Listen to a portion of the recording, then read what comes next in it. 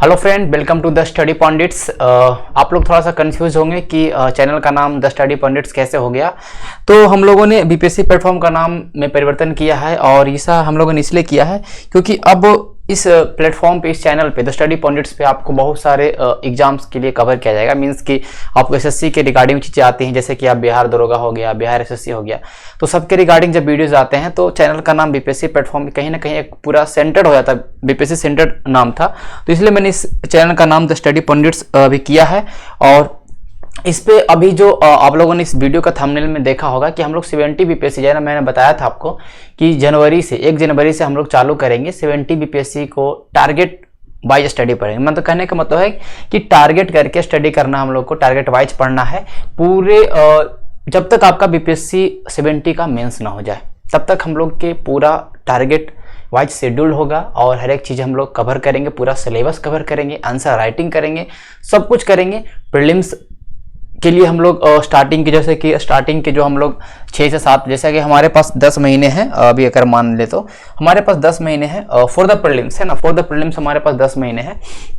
तो स्टार्टिंग के मैं आपको पहले बता दूं कि स्टार्टिंग के जो हमारा ओके, तो स्टार्टिंग के जो हमारा 6 से 8 महीना होगा, इसमें हम लोग 70% फोकस करेंगे मेंस के ऊपर। मेंस मतलब कि हम लोग जो मेंस ओरिएंटेड पढ़ाई करेंगे, है ना, मेंस ओरिएंटेड पढ़ाई करेंगे, आंसर राइटिंग पे फोकस करेंगे और मेंस के साथ प्रीलिम्स तो हो ही जाएगा, कोई बहुत बड़ा चीज़ नहीं है ना। तो मेंस ओरिएंटेड पढ़ाई करेंगे, 30% हम लोग कवर करेंगे प्रीलिम्स वेस्ट। लेकिन ऐसा नहीं है कि अगर आप इस 6 से 8 मंथ पढ़ते हैं तो प्रीलिम्स 30% कवर होता है, ऐसा नहीं। प्रीलिम्स आपका 100% कवर होगा, बट जो हमारा फोकस होगा वो प्रीलिम्स के ऊपर 30% होगा। मतलब कहने का मतलब ये है कि हम लोग फैक्चुअल चीजों पे ज्यादा जोर नहीं डालेंगे, हालांकि हम लोग आंसर राइटिंग पे फोकस करेंगे। ओके, फिर हमारा जो लास्ट का जो हमारा एग्जाम का 2 मंथ रहेगा, 2 मंथ में हम लोग पूरा 100% बात करेंगे। 100% हमारा, आप ये बोल सकते हैं कि 80% हमारा फोकस रहेगा प्रीलिम्स के ऊपर। हम लोग प्रीलिम्स के जितने भी बचे कुछ जो कॉन्सेप्ट होंगे सबके ऊपर कवर करेंगे। हम लोग करंट अफेयर के ऊपर कवर करेंगे और मॉक के ऊपर ज़्यादा ध्यान देंगे कि आपका प्रीलिम्स में अच्छा स्कोर हो पाए। हालांकि हम लोग अभी जो ये चलेगा हमारा, ये 30%, ये आप मान के चलिए कि बहुत ज़्यादा आपकी चीज़ें कवर करवा देगा। ओके, तो हमारा ये वीकली टारगेट ऐसे डिजाइन किया जाएगा कि आपका पूरा इंटायर सिलेबस कवर हो, साथ ही साथ आप लोग प्रीलिम्स और मेंस का तैयारी साथ साथ कर पाएंगे। क्योंकि अगर आप टारगेट लेके चलेंगे कि पहले प्रीलिम्स का कर लेते हैं फिर मेंस का करेंगे, तो वैसे नहीं हो पाएगा। क्योंकि अब आप प्रीलिम्स के सवाल को देखेंगे, 70 बीपीएससी के प्रीलिम्स के 69 बीपीएससी के प्रीलिम्स के सवाल देखेंगे तो कहीं ना कहीं सवाल डायनेमिक सोच के सवाल बहुत ही डीपली पूछा जा रहा है। तो आपको कहीं ना कहीं मेंस लेवल का पढ़ाई करना पड़ेगा, डीपली पढ़ना पड़ेगा, तभी आपसे उत्तर हो पाएगा, अदरवाइज आप गलत कर देंगे। ओके, तो इसलिए जो हमारा ये वीकली टारगेट मिलेगा, हम लोग वीकली टारगेट में क्या करेंगे कि पूरा इंटायर सिलेबस मैंने पहले बता दिया कि आपको एक टारगेट दिया जाएगा कि आपको ये पढ़ना है, उसमें क्या मेंस के लिए जरूरी है, क्या प्रीलिम्स के लिए जरूरी है, वो पूरा आपको एक डिजाइन करके दिया जाएगा और 1 वीक में आपको कवर करना है ना। हालांकि शुरुआत के 3 महीने हम लोग थोड़ा सा स्लो करेंगे, अपने ऊपर कम लोड लेंगे। जैसे फिर हमारा जैसे नजदीक आएगा प्रीलिम्स का, वैसे हम लोग जो हमारा ये टारगेट होगा वो थोड़ा ज्यादा होता जाएगा। तो अगर आप ये पूरे 10 महीने अगर ऑनेस्टली रूप से 10 मंथ अगर आप अच्छे तरीके से तैयारी करेंगे तो फ्रेशर जो है वो प्रीलिम्स आराम से क्वालिफाई करेंगे, मेंस में भी लिख पाएंगे, हाँ, है ना। तो ये बहुत अच्छे से डिजाइन किया जाएगा। 10 महीने, वीक में आपके 4 वीडियो आएंगे, टारगेट वीडियो, मीन्स कि आपको क्या करना है, हाँ, और उसके ऊपर गाइड, अलग अलग तरह के आपके गाइड भी किया जाएगा और साथ ही साथ वीडियो भी आएंगे मेंस के लिए, आंसर राइटिंग के लिए वीडियो भी आएगा, जो कि आपका वीक में 1 वीडियो 2 वीडियो ऐसे करके आएगा। ऐसा नहीं है कि बहुत सारा वीडियो आएगा और हम लोग अच्छे तरीके से चीजों को कवर करेंगे, है ना। तो अभी जो स्टार्टिंग का जो हमारा जनवरी है ना, कल से, क्योंकि आप तो 1 जनवरी वीडियो अपलोड हुआ है, तो कल है हमारा 2 जनवरी, है ना, कल 2 जनवरी है। तो ये 2 जनवरी से हमारा टारगेट चलेगा। ओके, 2 जनवरी से हमारा टारगेट चलेगा। देख सकते हैं, मैं आपको बता दूं, 2 जनवरी से लेके 7 जनवरी का ये वीकली टारगेट है। ओके, ये वीक का पहला वीडियो है, वीक में 2 वीडियो, इस वीक में 2 वीडियो आएगा, बाकी हर एक वीक में 1 वीडियो आएगा। तो इस वीक में 2 वीडियो आएगा और आज जो हमारे वीकली टारगेट है इसमें जो फर्स्ट वीडियो है, हालांकि हम लोग वीकली टारगेट में 2 जनवरी से 7 जनवरी के ऊपर चीज कवर करेंगे, है ना। क्या कवर करना है मैं बताऊंगा आपको। और ये बीपीएससी 70 को लेके, इस बात को ध्यान रखें, 70वीं बीपीएससी को लेके है। तो 70 बीपीएससी प्रिपरेशन जो करना चाहते हैं, मीन्स जो चाहते हैं कि प्रीलिम्स हम क्वालिफाई करें और मेंस में लिखें, देखें कि मेंस कैसा होता है, तो उनके लिए बहुत ही अच्छा है। आपको ज़्यादा कहीं नहीं जाना, कोई पेड कोर्स नहीं लेना है, सेल्फ स्टडी के थ्रू आप चीज़ों को कवर कर सकते हैं। सेल्फ स्टडी हम सब कुछ बताएंगे कैसे क्या करना है, ठीक है।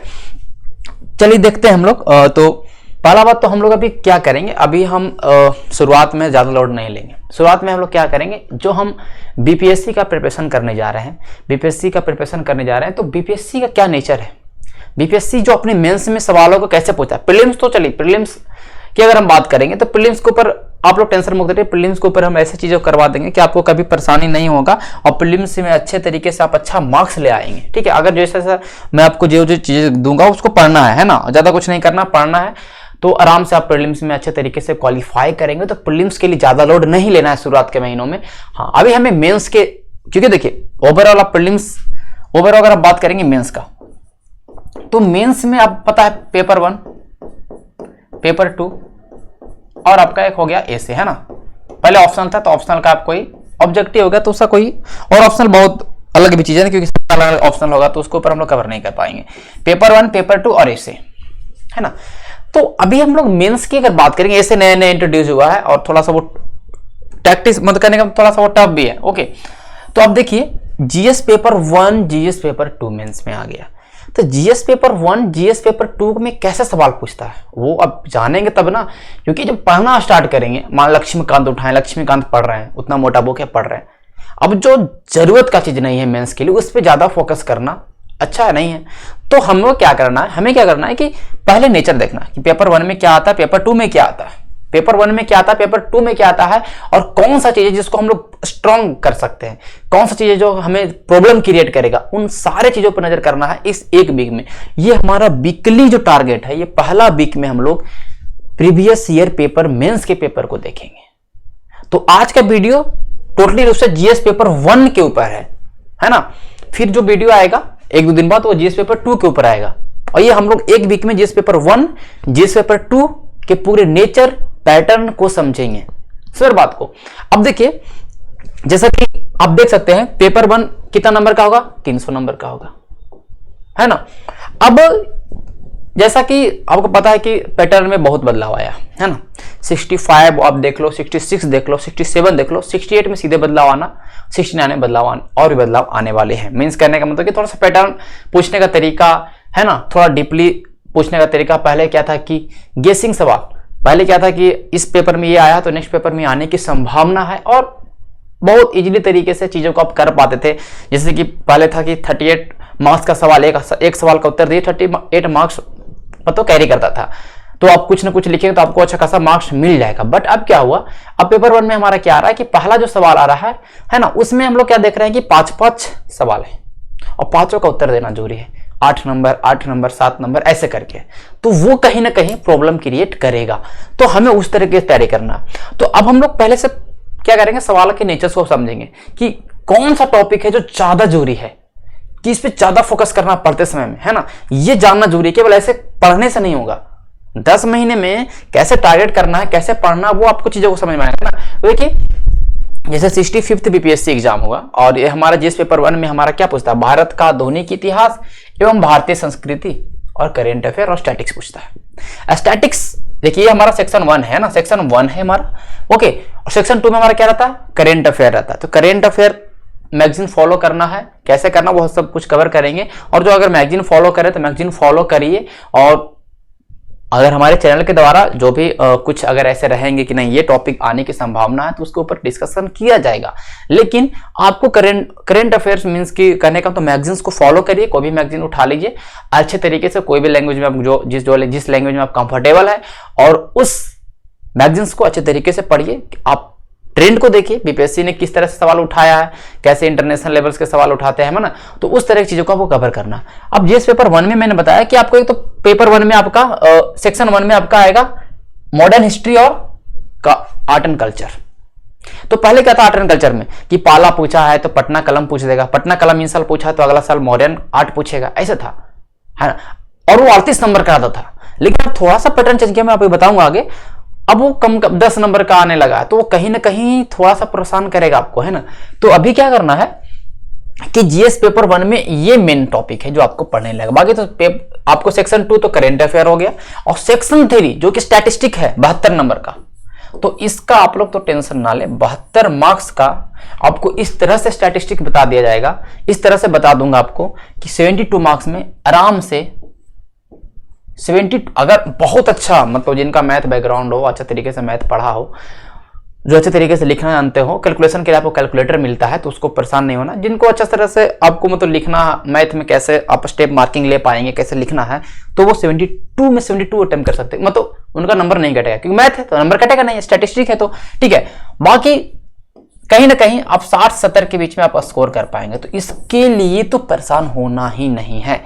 बचा 228 नंबर, तो 228 में 114 नंबर तो सेक्शन 1 से आने का है, मतलब 114 नंबर सेक्शन 1 में सवाल आते हैं। तो कैसे तैयारी करना वो सब कुछ होगा, लेकिन आप पहले सिलेबस कंप्लीट करेंगे, पहले आप सब कुछ पढ़े रहेंगे, तब तो पकड़ेंगे, नेचर्स को पकड़ेंगे कि क्या पैटर्न है, क्या सवाल पूछ सकता है, कैसे पूछता है सवाल, वो ज्यादातर प्रीवियस ईयर को देखेंगे तब तो, है ना। उसके बाद कितना ज्यादा प्रैक्टिस आपका आंसर राइटिंग पे। देखिए सवाल है 65 नंबर 65 बीपीएससी में पूछा गया, 1857 के विद्रोह का कारण बिहार में उसका प्रभाव, मतलब 1857 का विद्रोह हुआ, उसका बिहार में क्या इंपैक्ट पड़ा, उसके ऊपर सवाल पूछा है। फिर देखिए बिहार में वेस्टर्न एजुकेशन जो था, पाश्चात्य जो वेस्टर्न एजुकेशन 1858 से 1914 के बीच में जो बिहार में कैसे वेस्टर्न एजुकेशन बढ़ा, कैसे बिहार में जो है पाश्चात्य शिक्षा बढ़ी, उसके ऊपर सवाल पूछा है। मतलब बिहार स्पेशलिस्ट, बिहार दोनों बिहार से संदर्भ में सवाल पूछा गया है। अब और नीचे देखते हैं, स्वामी शाहजानंद, देखो बिहार के, अगर हम किसान सभा की बात करेंगे तो स्वामी शाहजानंद बहुत ही प्रोमिनेंट फिगर है, इनके बारे में आपको पढ़ना है। तो उनके ऊपर पूछा कि स्वामी शाहजानंद के बारे में बताइए और किसान सभा आंदोलन से क्या संबंधित चीजें, वो सवाल पूछा गया। तो आप देखिए कि कहीं ना कहीं अगर आप देख पा रहे होंगे कि ये तीनों कहीं ना कहीं पूरा बिहार सेंट्रिक सवाल पूछा गया है यार, ये 65 में। फिर पूछा राम मनोहर लोहिया और जयप्रकाश नारायण का क्या योगदान रहा, मतलब आर्थिक ऐसे कैसे कुछ करके सवाल था, यहाँ पे मैं छूट गया है, ठीक है। तो राम मनोहर लोहिया और जयप्रकाश नारायण के ऊपर सवाल पूछा गया, ओके। फिर देखिए ये सवाल आया, पाल कला के बारे में बताइए और इसका बौद्ध धर्म से क्या संबंध है। पाल आर्ट्स के बारे में पूछा और बौद्ध धर्म से क्या संबंध है, इस तरह के सवाल आया, ओके। मींस एक आर्ट एंड कल्चर का सवाल आपको देखने को मिल गया। फिर वही राजेंद्र प्रसाद और राष्ट्रीय आंदोलन में उनकी भूमिका है, जाति और धर्म पर गांधी जी का विचार है, बिहार में दलित आंदोलन। तो बिहार से ज्यादातर ऑलमोस्ट सवाल बिहार से पूछे गए हैं। अब बौद्ध धर्म को ले लो, पाल कला को, तो कहीं ना कहीं बिहार से जुड़ जाता है। राजेंद्र प्रसाद है, गांधी जी का विचार, एक ये सवाल आप देख सकते हैं कि ये थोड़ा अलग है, और मतलब ये 65th बीपीएससी में ज्यादा कहीं ना कहीं पूरे बिहार को फोकस किया, जो एग्जामिनर से जिन्होंने सवाल को सेट किया वो बिहार के ऊपर बहुत ज्यादा फोकस किया पेपर 1 में, है ना। तो ये 65th बीपीएससी में आपने देखा कहीं ना कहीं कुछ प्रोमिनेंट फिगर, स्वामी शाहजानंद सरस्वती, लोहिया जी हो गए, जयप्रकाश नारायण हो गए, राजेंद्र प्रसाद हो गए, गांधी जी हो गए, इनके ऊपर सवाल पूछा जा रहा है। राष्ट्रीय आंदोलन को 1857 के विद्रोह के बारे में पूछा गया, है ना। तो ये हम लोगों ने देखा, इसको कैसे आंसर राइटिंग करना वो सब कुछ करें, लेकिन पहले पेपर के पैटर्न को समझेंगे ना। अब जब हम इस चैप्टर को पढ़ना स्टार्ट करें 1857 के विद्रोह पढ़ेंगे तो मेरे दिमाग में आएगा अच्छा ये पूछा था कि बिहार में इसका क्या प्रभाव, तो 1857 के विद्रोह को तो पढ़ेंगे ही नहीं, कैसे कैसे कारण था, कैसे विद्रोह हुआ। अब उसको हम पढ़ने के समय ध्यान में रखेंगे बिहार में क्या इसका प्रभाव पड़ा, तो वहां पे हमारा काम देगा, क्योंकि हमें पता है कि क्या पूछा गया है ना। देखिए आगे चलेंगे, 66 बीपीएससी कहता है कि संथाल विद्रोह का कारण, गति और प्रभाव। देखिए संथाल विद्रोह, अब अगर बात करेंगे तो संथाल परगना झारखंड में, पहले तो बिहार आप समझिए बंगाल बिहार के एरिया में था, उसका कैसे वो बढ़ा और उसका क्या इंपैक्ट पड़ा, संथाल विद्रोह के बारे में पूछा। मींस एक आपका कह सकते हैं जनजातीय आंदोलन के बारे में सवाल आ गया है ना, ब्रिटिश टाइम में, ओके, मॉडर्न में ही आएगा, ठीक है, 1855-56 के टाइम में। फिर बिरसा मुंडा का आंदोलन, देखिए संथाल फिर बिरसा, तो ये दोनों कहीं ना कहीं ट्राइबल रिवोल्ट्स या मूवमेंट्स के बारे में सवाल आपको पूछा गया है। फिर उसके बाद चंपारण सत्याग्रह, स्वाधीनता संघर्ष का निर्णायक, मतलब जो चंपारण सत्याग्रह हुआ वो कहीं ना कहीं फ्रीडम जो आपका स्ट्रगल्स हुआ उसका एक निर्णायक मोड़ साबित हुआ, उसके बारे में। मतलब चंपारण सत्याग्रह की बात करें तो ये भी बिहार से संबंधित है और गांधी जी इसमें है, तो उसके ऊपर सवाल पूछा गया।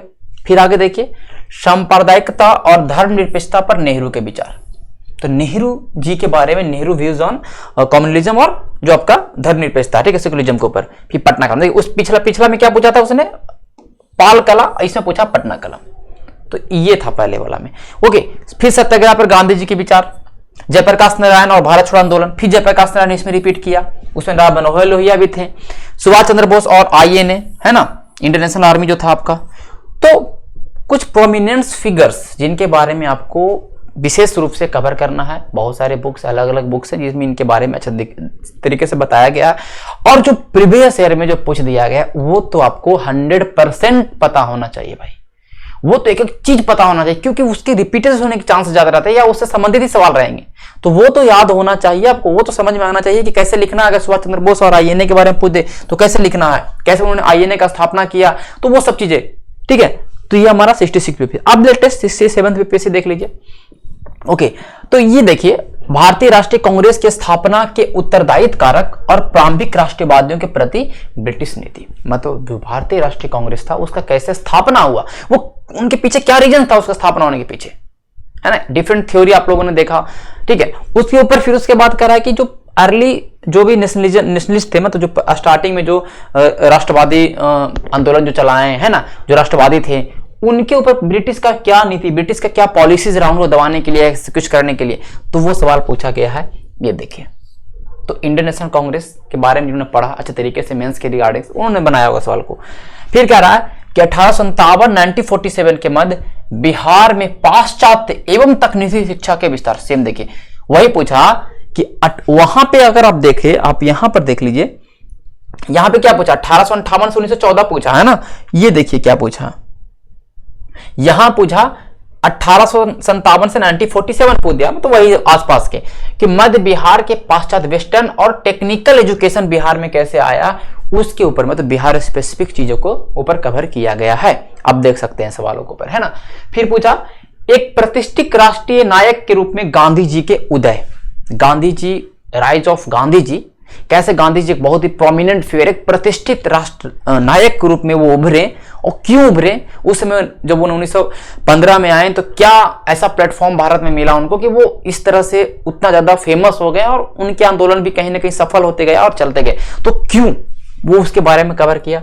फिर भारत छोड़ो आंदोलन आ गया, और सॉरी नहीं आया था, भारत छोड़ो आंदोलन और के ऊपर एक निबंध लिखना था, और बोला कि एक स्पॉन्टेनियस रेवोल्यूशन, अनायास होने वाला रेवोल्यूशन था, अनायास होने वाला आंदोलन था, ये भारत छोड़ो आंदोलन के ऊपर। फिर मौर्य काल का पूछा है। फिर देखिए संताल विद्रोह फिर से आया, मतलब हालांकि ये कम नंबर्स का था, कम मार्क्स का था, एक में 3 साल था, लेकिन संताल विद्रोह को रिपीट किया, चंपारण को फिर से रिपीट किया। रविंद्रनाथ टैगोर के ऊपर पूछा है कि कैसे उनका स्वतंत्रता आंदोलन में योगदान रहा।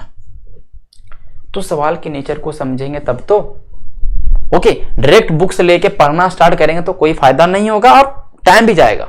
तो ऐसे चीजों को करना है, और ऐसा नहीं करना है कि अरे यार पहले स्टार्टिंग में मेंस की ही तैयारी कर लेंगे, प्रीलिम्स तो निकलेगा नहीं, मेंस, ऐसा नहीं सोचना है। आपको पहले मेंस के ऊपर टारगेट करना है, और जब पढ़ेंगे आप भारतीय राष्ट्रीय कांग्रेस, तो आपको क्या उसमें से सवाल नहीं बनेगा प्रीलिम्स के लिए। अब प्रीलिम्स में तो नॉर्मल सवाल नहीं आ रहे हैं, वन लाइनर्स, है ना, बहुत कम वन लाइनर्स सवाल आ रहे हैं। अब डिटेल से पूछेगा, तो डिटेल से पूछेगा तो डिटेल से पढ़ना पड़ेगा ना। और मैंने आपको पहले ही बोला है कि एनसीईआरटी में पढ़ाऊंगा, पूरा एनसीईआरटी कवर कराऊंगा, जितना ज्यादा हो सकता है प्रीलिम्स के लिए एनसीईआरटी पूरा कवर कराएंगे, तो आपको परेशान नहीं होना। प्रीलिम्स के लिए एनसीईआरटी अच्छे तरीके से कवर कराएंगे। हाँ, हालांकि वीडियोस में लेट होगा, लेकिन इस 10 महीने के अंदर सारे वीडियोस आ जाएंगे। और एनसीईआरटी तो स्टार्टिंग के अभी से 3 महीने के अंदर, है ना, होली तक के पूरे एनसीईआरटी में कवर करा दूंगा, तो उसके लिए आपको परेशान नहीं होना है, ठीक है। ओके, अब देखिए लेटेस्ट 68 बीपीएससी, है ना। अब इसका अब देखिए सवाल 18, अब देखिए इसका सवाल कैसा आया।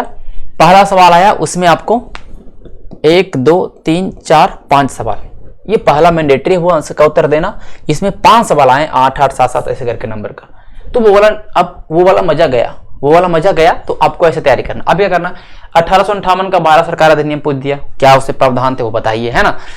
बिरसा मुंडा का फिर से वो देखिए रिपीट कर रहे, नील आंदोलन है, पटना कलम, देखिए उसमें ना पहले हमने क्या देखा, पाला, मौर्य, फिर पटना, फिर हो सकता अगला में आएगा जो भी आएगी, 3 4 ये आपके तो हैं आर्ट एंड कल्चर, उसको रिवाइज करना बार बार, उसको समझना है ये कैसे मौर्य नाट का क्या इंपैक्ट रहा, पाल कला बुद्धिज्म क्या है ना, पटना कलम कैसे हुआ, वो सब हमें ध्यान, मधुबनी पेंटिंग हो सकता है पूछते, तो उस चीजों को कवर करके रखेंगे, आगे से हम प्रिपेयर रहेंगे।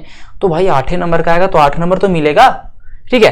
प्राचीन भारत में पूर्वी भारत में गुहाओं का विकास कैसे, जो केव थे वो आपके जो पूर्वी भारत में बने उनके बारे में यहाँ पे कवर। तो ये थोड़ा नया सवाल, ये तो थोड़ा नया सवाल, मतलब थोड़ा सा है तो आर्ट एंड कल्चर का सवाल, लेकिन एंशिएंट हिस्ट्री मतलब कहने का इसको समझना है कि अब सवाल थोड़ा सा नया नया पैटर्न्स पे ऊपर चल रहा है ना। फिर देखिए भैया कि भारतीय राष्ट्रीय कांग्रेस की स्थापना को उत्तरदायी, देखिए पिछला वीडियो आप पिछला देखे, भारतीय राष्ट्रीय कांग्रेस के उत्तरदायित्व कारक पूछा है और 68 में फिर पूछा उत्तरदायित्व कारक, लेकिन हाँ उसमें एक ऐड किया है कि कैसे इसने स्वतंत्रता संग्राम को एक दिशा दिया, कैसे इसने जो आपके फ्रीडम्स रिवॉल्यूशंस था उसको इसने कैसे दिशा दिया, राष्ट्रीय कांग्रेस ने कैसे एक प्लेटफॉर्म तैयार किया, ठीक है, वो सवाल पूछा। बिहार में फिर देखिए, फिर वही बिहार में टेक्निकल एजुकेशन के कैसे ब्रिटिश शासन जब था तो बिहार में टेक्निकल एजुकेशन कैसे बढ़ा, कैसे प्रचार हुआ, कैसे प्रसार हुआ, कैसे विकास हुआ, उसके ऊपर सवाल पूछा गया है कि क्या डिफरेंट पॉलिसीज आए, वो उसके ऊपर सवाल पूछा। फिर वही है प्राचीन काल में उत्तर भारत में मंदिरों का विकास, उत्तर भारत में कैसे मंदिर बने प्राचीन भारत में, है ना, प्राचीन काल में, जैसा आप समझ सकते हैं कि पूरा गुप्ता पीरियड के आसपास के बारे बात कर रहा है, उसके ऊपर सवाल आया। फिर समाज एवं संस्कृति में रविंद्रनाथ टैगोर के विचार, रविंद्रनाथ टैगोर के बारे में यहां पूछा, क्या स्वतंत्रता आंदोलन योगदान, यहां पूछा उनके ऊपर, तो भाई डिटेल से पढ़ना पड़ेगा और मेंस के लिए क्या बन सकता है सवाल उसके ऊपर पढ़ेंगे ना। ऐसा तो नहीं पूछेगा कि रविंद्रनाथ टैगोर का जन्म कहां हुआ, ऐसा सवाल नहीं पूछेगा। उनके व्यूज को, उनके किस तरह से उनका व्यूज था, पॉलिटिकल व्यू क्या, उनका इकोनॉमिक व्यूज क्या है, उसके ऊपर सवाल पूछा। तो जब भी हम पढ़ेंगे इन फेवरेट पर्सनालिटीज के बारे में, इन प्रोमिनेंट पर्सनालिटीज के बारे में, तो उसके ऊपर हम लोग ध्यान में रखेंगे, ना कि खाली फैक्चुअल चीजें नहीं कवर करना है ना। तो वो हुआ। अब ये पेपर 1 के हम लोग सेक्शन 1 जो कि 114 नंबर का रहेगा, इसके ऊपर हम लोग ध्यान में हम लोगों ने दिया करेंट अफेयर। तो वो आपकी मतलब कहने का वो आप अगर कितना आपने मैगजीन्स पढ़ा, कितना आप लोगों ने कितना आप अवेयर थे जनरल अवेयरनेस को लेके, तो उसके ऊपर सवाल आपको पूछा जाता है ना। तो ये आपको ध्यान में थोड़ा सा, जैसे कि 67 बीपीएससी में आपका यूक्रेन और रशिया युद्ध के बारे में पूछा है ना, जो हॉट मुद्दा रहता है उसके ऊपर सवाल आता है, तो वो आपको ध्यान में थोड़ा सा रखना है। तो ये 68 बीपीएससी था, ठीक है। तो हमें क्या करना है इस वीक में हमें, अभी तो मैंने ये आपको दिया है 3 दिन में आपको अंदर कवर करना, 3 दिन में आपको सारे सवालों को देखना है, सारे सवालों को आपको एक नोट्स बना के रखना। मींस नोट्स में पूरा सवाल को आंसर राइटिंग नहीं करना स्टार्टिंग में, मींस सारे सवालों को आपको अच्छे तरीके से डिजाइन करना है कि हम जब रविंद्रनाथ टैगोर पढ़ेंगे तो उनका राष्ट्रीय आंदोलन में क्या भूमिका रहेगा, ऐसे करके जब हम पढ़ें मेंस के लिए, जब हम वो टॉपिक आए मेंस में, तो हमें उस पर ध्यान जाए, फ्लो चार्ट बना के रख लीजिए, है ना। जैसे आप लिखेंगे महात्मा गांधी, जैसे लिख दिया आपने महात्मा गांधी, है ना। अब आपको पता है कि महात्मा गांधी जी के ऊपर चंपारण सत्याग्रह के बारे में पूछा है ना, चंपारण सत्याग्रह के बारे में डिटेल से पूछा है इनके बारे में, है ना। फिर महात्मा गांधी के ऊपर कैसे एक उभरे हुए नेता के रूप में, उभरे हुए नायक के रूप में विकसित हुए, है ना। इनका क्या व्यू था स्वाधीन मीन्स आपका धर्मनिरपेक्षता के ऊपर, सदाचार के ऊपर, इस तरह के सवाल पूछे। फिर जैसे जवाहरलाल नेहरू आएगा, मतलब पहले जो ये सारे चीजों को आपको ध्यान में रखना है। ये 3 दिन का टारगेट, 2, 3, 4 जनवरी तक पूरे गहन अध्ययन करें। ज्यादा अगर आपका और आपको ज्यादा मतलब पढ़ने का ज्यादा, कहने का मतलब कि आप इच्छुक है, ज्यादा चाहते हैं कि जल्दी कवर हो जाए, तो पढ़ लीजिए इसके बारे में, डिटेल से पढ़ लो जहां से आपको मिले इन चीज के ऊपर अच्छे तरीके से, है ना। आप बुक्स है तो बुक्स में फॉलो कर लो, बुक से पढ़ लीजिए, है ना। तो आपको कहीं ना कहीं विकिपीडिया का इस्तेमाल करिए, अलग अलग चीजें सोर्स का इस्तेमाल करिए, लिख के इनके बारे में ध्यान में रखिए, फ्लो चार्ट बना के रखिए, है ना। तो ओके, ये हमारा जीएस पेपर 1 का हुआ। अब हम फिर नया वीडियो आएगा, उसमें हम क्या करेंगे, जीएस पेपर 2। जीएस पेपर 2 बड़ा है, मींस कि उसमें आपके करंट वाला चीज नहीं है ना, तो उसको स्किप करेंगे नहीं, स्टैटिक वाला चीज नहीं है तो उसको स्किप करेंगे नहीं, क्योंकि सेक्शन 1, सेक्शन 2, सेक्शन 3 तीनों करना पड़ेगा, लंबा वीडियो होगा। पेपर 2 में पॉलिटी में कैसे कैसे कौन सा टॉपिक ज्यादा रिपीट कर रहा है, कौन सा टॉपिक पे ध्यान रखना है, economics, science and tech, okay. तो ऐसे करना है पहले तो ये 1 वीक टोटली डेडिकेटेड होगा हमारा प्रीवियस ईयर पेपर 1, पेपर 2 के सवालों के पैटर्न को समझना, नेचर्स को समझना, कैसे ट्रेंड है, क्या पूछ रहा है, कैसे पूछा जा सकता है, कैसे हमें पढ़ने समय ध्यान रखना है मेंस में, समझ रहे बात को। तो ये हमारा होगा 1 वीक का टारगेट। जब नेक्स्ट वीक आएगा तब उसमें हम लोग सिलेबस की ओर स्टार्ट करेंगे और अच्छे तरीके से सिलेबस हो जाएगा कवर। इसके लिए परेशान ज़्यादा नहीं होना है, हाँ, लेकिन टाइम देना पड़ेगा। डेली के 8 घंटा 7 घंटा ऐसे तो पढ़ना ही पड़ेगा और हम लोग कवर कर लेंगे सिलेबस आराम से, है ना, आराम से तरीके से चीजें हो जाएंगे कवर। और जैसा मैंने आपको बोला स्टैटिस्टिक जो 72 मार्क्स का है, इसके लिए परेशान आपको नहीं होना है।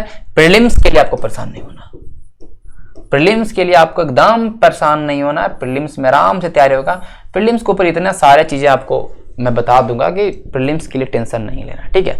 ओके, तो हो गया, ये हमारा आज का टारगेट था, तो हम लोगों ने कवर किया। ओके, तो आपको यही करना है पूरे इस वीक में। आपको प्रीवियस ईयर पेपर 1 पेपर 2 के आपके पास कोई बुक होगा प्रीवियस ईयर का, तो उसको चीजों को समझिएगा, है ना। और कोई भी मार्केट से सोल्व पेपर मत लेना है, सोल्व पेपर आपको नहीं लेना है, ठीक है। जो मार्केट में सोल्व पेपर मिलते हैं ना, सोल्व पेपर, है ना, सोल्व पेपर जो आपको मार्केट में मिलते हैं, जिस पेपर 1 के पेपर 2 के, वो सब नहीं खरीदना है।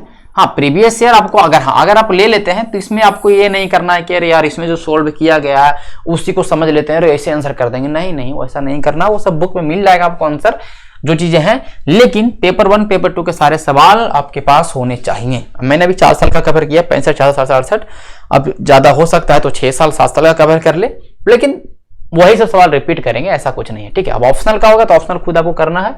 तो ये रहा हमारा फर्स्ट वीक का टारगेट। और जैसा कि मैंने आपको बोला एनसीईआरटी का वीडियो, तो एनसीईआरटी का वीडियो आप समझ लो कि प्रोसेस में है। मैंने बोला ना एनसीईआरटी में पूरा पढ़ाऊंगा, ठीक है, पूरा पढ़ाऊंगा, कहने का मतलब 6 से लेके 12 तक के, 6 से लेके 12 तक के मैं पूरा एनसीईआरटी पढ़ाऊंगा आपको। हिस्ट्री हो, पॉलिटी हो, ज्योग्राफी हो, इकोनॉमिक्स हो, साइंस हो, सब पढ़ाएंगे और बहुत अच्छे तरीके से।